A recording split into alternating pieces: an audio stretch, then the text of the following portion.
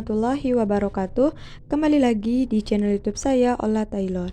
Nah teman-teman, setelah sekian lama saya nggak pernah up video.